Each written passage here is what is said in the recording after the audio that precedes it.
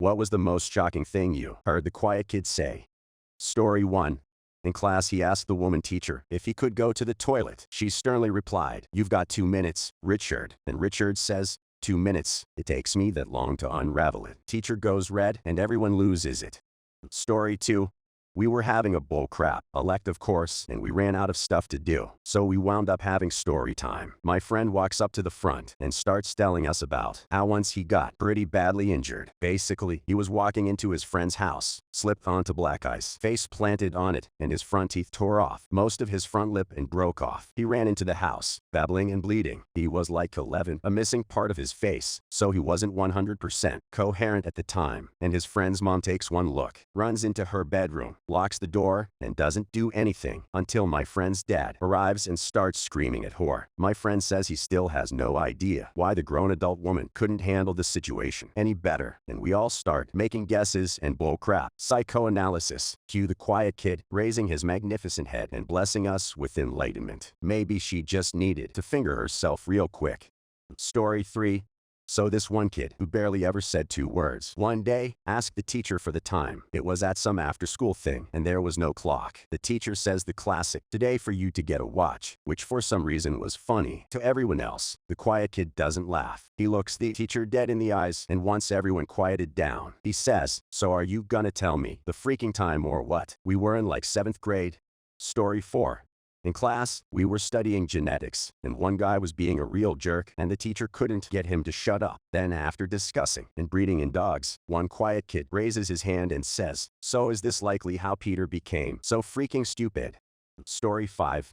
The jerk kid who constantly screwed with people was in line with the quiet kid and the quiet kid's friend. The quiet kid is a bit overweight, so when he gets up to the lunch lady and gets his chicken nuggets, the jerk says, "You don't want extra nuggets, big guy." The quiet kid out of nowhere just starts ranting, "No, I'm all set, but what are you up to this weekend? You want to hang out, grab some food, maybe screw a bit? I like to be on top, and you look like a bottom. What do you say when it's screw tonight?" The entire line is dead silent. The jerk starts getting all mad and acting like he's gonna start a fight, and the quiet kid says, "Okay, fine, you can be top, baby." The jerk kid leaves to the entire line, laughing their butts off at his expense. No idea if the quiet kid was gay, or he just knew that even jokingly suggesting the jerk kid was a homosexual would upset him more than anything. But I do know he left the line with his delicious chicken nuggets and a huge smile on his face. Story 6.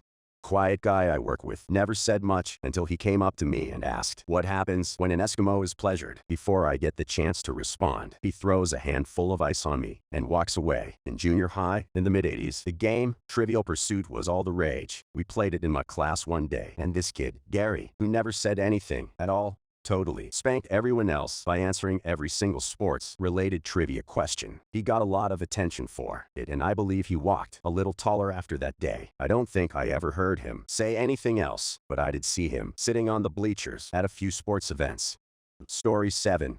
The quiet kid from my grade stood up one day, grabbed a broom, stood on a chair, and began trying to swat bees that got inside. One bee landed on the window, where quiet kid proceeded to yell "I be die," and then swatted and shattered the window. He screeched when it happened and then sat back down. Never heard him speak again.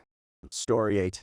One of my students hardly said a word all year until a couple of weeks ago. I was trying to get a group of talkative ones under control, and she had enough. She yells out, "Shut the heck up. I'm trying to work, you freaking jerks." Awkward silence followed because I didn't know how to handle the normally studious and quiet one losing it.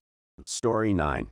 I was like this in middle school. Not exactly quiet, but I never really socialized, except with people right beside me in the form of asking for a pencil. One day, the classroom jerk happened to be more jerky than I could stand for, and I stood up out of my seat and yelled at him and sat back down. The entire class fell silent, but he never got that jerky again.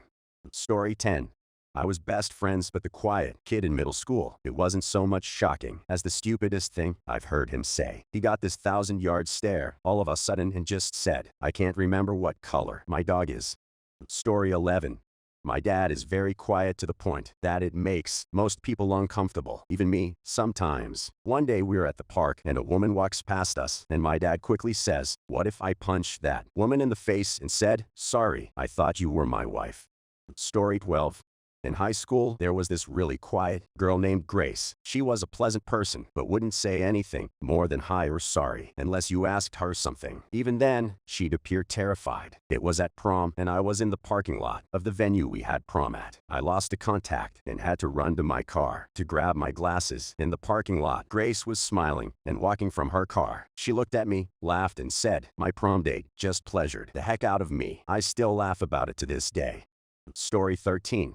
He started to attack someone in my class with a table when the teacher got a cup of coffee. That was quite something. Wait, he attacked another guy with a table. That's like a whole new level of angry right there. Story 14. I was in marching band in high school, probably 7 years ago now, and we had this huge muscular guy as our brass instructor. He would always yell at us to nail these chords, or you're not playing loud enough. There was this little Asian trumpet kid that was so innocent and nice, he hardly ever spoke a word. One really hot afternoon, our instructor was being especially loud and said, "Why don't the trumpets blow hard enough?" Dead silence across the field as all the brass are waiting for next instructions. Then we hear, "Why doesn't your mom blow me hard enough?" from quiet trumpet kid. Needless to say, we all laughed, got push-ups, and laughed some more. Story 15. Wow, literally, this question came at a perfect time. I was just thinking about this, and it was by far in sophomore year of high school. This kid was so odd that honestly, no one ever really noticed him. But one day he's sitting across from me at a table, and he sees this one girl in really tight shorts and goes, "Man, I can have my head up her butt for months." It was pretty shocking. Story 16. 72 virgins is nowhere near enough virgins for eternity. That's like a week's worth of virgins. Story 17. I went to middle school and high school with this boy named Daniel. Never once heard him say a word. A friend of mine said he would whisper sometimes. The night of our senior party, we heard some music coming over from the corner where the karaoke machine was set up. At first, no one really noticed him because people have been singing on it all night and most people stopped paying attention. But this was different because no one was singing and the music was playing. The DJ stopped the music and started the song again. Daniel was standing there looking frightened, but this time around, when the song started, he began to sing. Everyone in the room stopped what they were doing and just crowded around him. He wasn't a great singer by any means, but 99% of the people in the room hadn't ever heard him talk. When the song was over, everyone started clapping and cheering, and he walked away with a big smile on his face. I actually really like that story. No matter what you do, there are always people who will support you. Story 18. In kindergarten, there was this kid, Donatal, and he never said a word. He was nice enough, played games and everything, but completely silent. One day we were looking at the classroom window as a cop drove by. Donatal opens his mouth and says, "Police car." At the time, we were all excited to hear him speak, but looking back, that kid must have had some real dark history. Story 19. In high school, I had first-level Spanish with this kid who was super quiet. At the end of the year, we all had to give a speech in Spanish in front of the entire class. This dude stood up and gave a speech, not in Spanish, but in a language that he had spent the entire year inventing.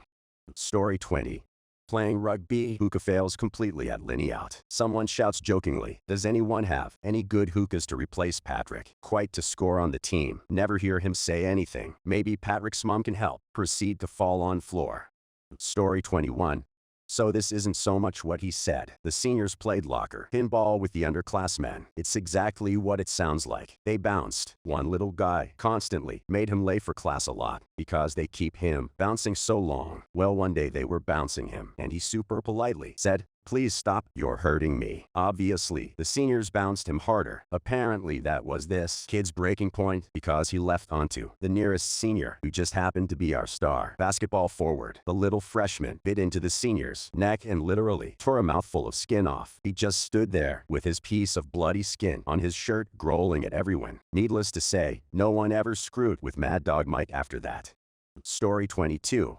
Jeremy. This guy was so silent that we believed he was a mute. The school had just recently painted the bins and all kind of weird styles. As our group was walking somewhere at lunchtime, we passed a bin that was covered in handprints. He offhandedly goes, "That bin is dandy," leaving us dumbfounded at his pun bomb. We sat in the classroom. Story 23. I think, in 5th grade, my friend had done a PowerPoint presentation about Eminem. He talked about that. He lived in a trailer as a young boy, and the quiet, straight, a student stands up and says, just like you, and asks to use the toilet. No one understood anything of what just happened. We live in North Europe. It's practically no one that lives in a trailer here. My friend didn't. If anything, I think that student was just looking for an excuse to be out of pocket. Story 24. This one is pretty serious, so just a fair warning. Nothing. Let me explain. I took a class with Sung Hit Cho, the Virginia Tech shooter, one semester before the shooting. The class was called Contemporary Horror. It was a one-time elective offered by my favorite professor. We read horror novels and watched horror films and discussed the craft of creating scary stories, but also how they reflected or represented their era's fears. It was a great class. There were only about 15 students, and it was discussion heavy. Cho was one of them. I honestly never noticed him, even in that small class, until halfway into the semester. He wasn't quiet. He was silent. So on the day we all finally noticed him, our professor asked him something directly, and Cho just stared at him. I can't remember the question, but the nature of it meant silence was potentially an acceptable and funny response. So we all laughed, except Cho. He just kept staring at a professor. Our laughter awkwardly died, and after a few moments of uncomfortable silence, our professor just said, "Okay," and moved on. It was so strange, but I forgot about that weird moment until after his rampage. That professor later told me that Cho's papers have been disturbing, but the nature of our course meant the envelope was being pushed a bit, and it had never been bad enough to suggest he do what he did. That professor was a good man, and he admitted he struggled with not blaming himself on some level. For one, not identifying how severe Cho's mental health problems were, and two, for the graphic and terrible nature of some of what we watched in that class, which may have inspired Cho. He knew that it was bull crap, but a part of him couldn't help but feel some blame. It was terribly sad. Hopefully this next story will lighten some things up. Story 25. There was this one quiet girl in my class, and she would never say anything. This was around 3rd or 4th grade, but I would always try and get her to talk. I would be nice. Like when she had no paper in her binder, I'd take notice and give her some before she can ask. When she was searching for a pencil under bag, I gave her an extra one I had. It was like small little acts, picking up a pencil when she dropped it, etc. Then at lunch, this kid was picking on me. I was short, weak, and very emotional back then. She came out of nowhere and told the guy, "I'll give you 3 seconds to walk away." I was stunned because those were the first words I've ever heard her say. The guy slapped me, and she did a straight kick to his balls after that. I was honored and shocked she ever said anything. She never said anything after that, but I did say thanks. Story 26.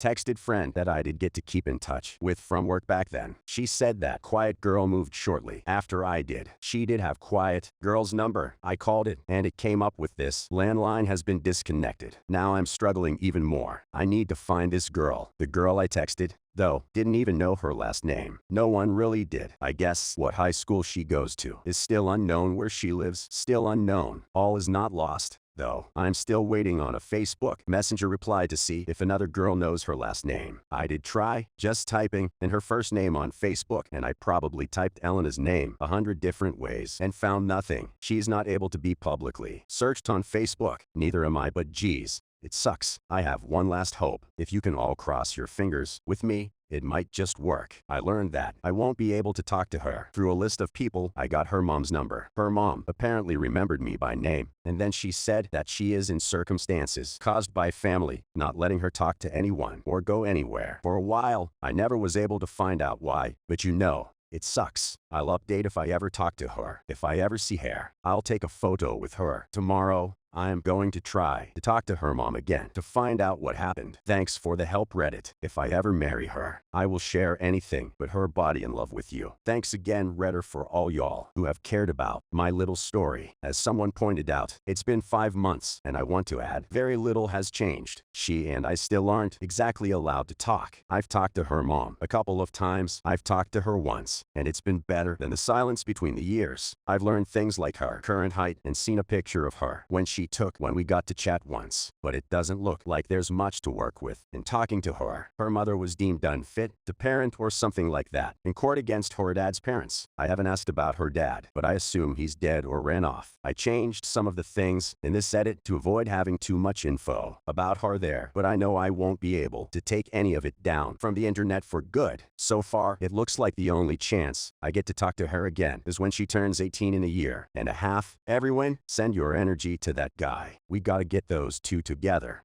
Story 27.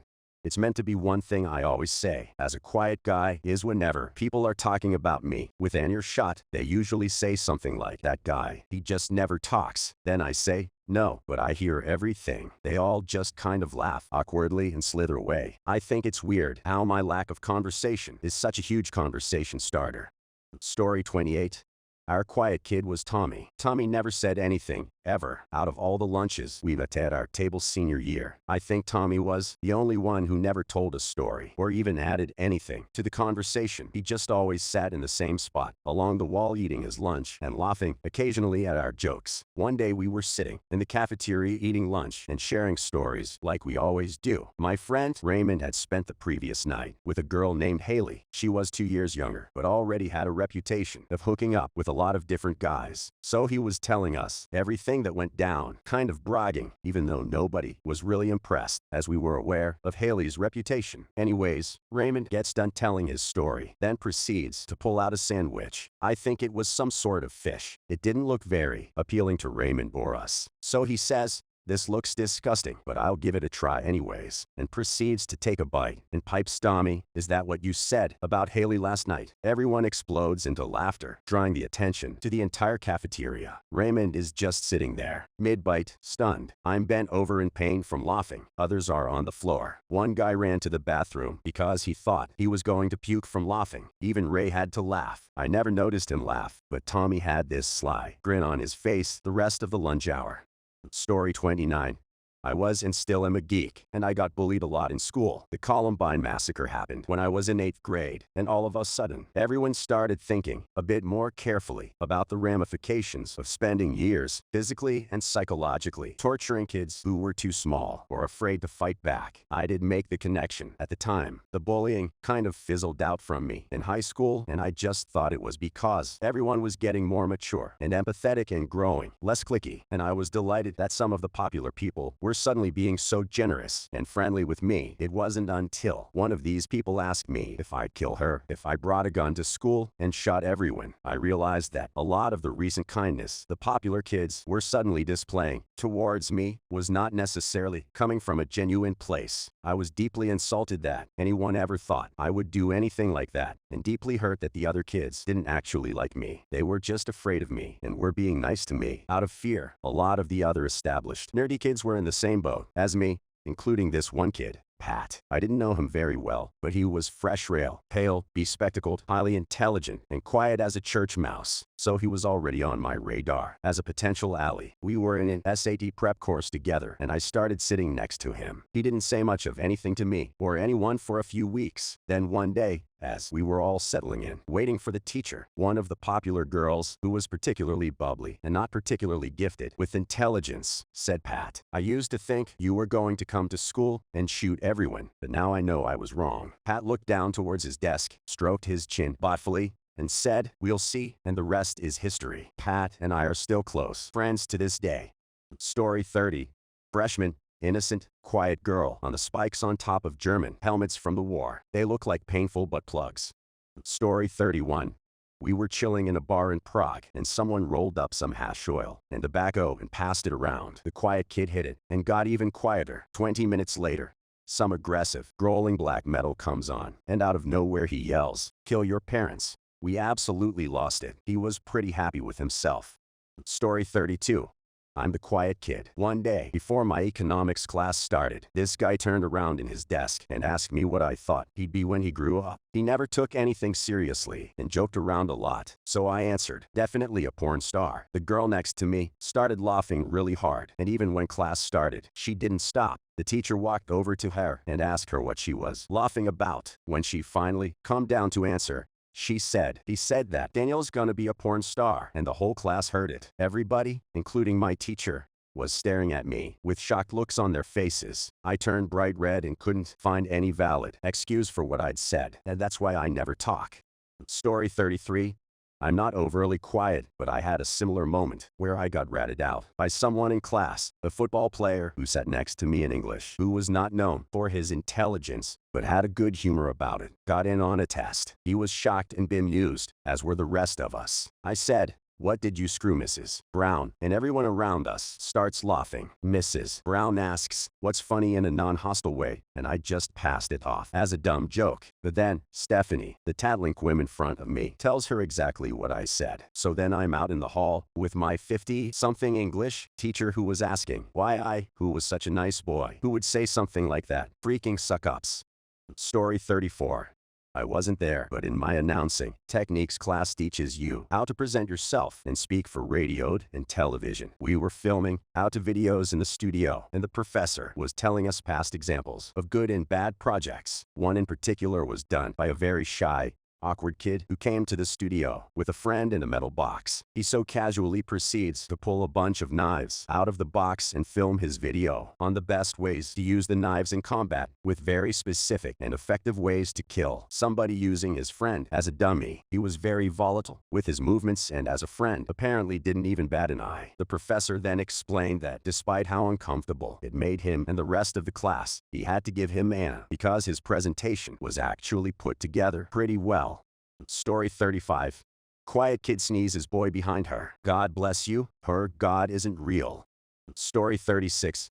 An annoying friend. Dylan, you're so friggin' stupid sometimes. Dylan, at least I don't suck massive eggplant all the time.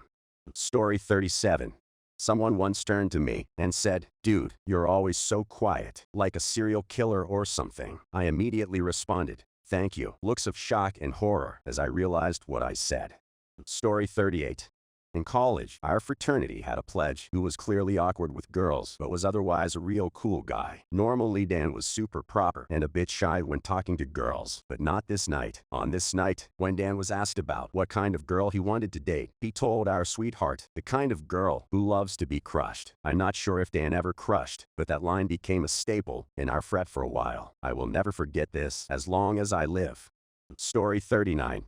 It was like perfect cinema in real life. This quiet, weird girl in 10th or 11th grade always wore this giant coat and looked messy. She was a bigger girl and had a sister who was super pretty and skinny and popular. As I type this out, I realize it sounds fake or like a movie. Anyway, this big, awkward, quiet, friendless girl shows up at a talent show at the school. People weren't being obviously mean, but there was definitely an air of what the heck when she came out on stage in her big, messy coat and disheveled clothes. She sat on the piano and started to play and sing, and just, my God, it was surreal. She sang this haunting Blue Sea song no one had ever heard before, and the auditorium just went dead silent. I distinctly remember tearing up, and I'm tearing up 20 years later, now just remembering it. Story 40.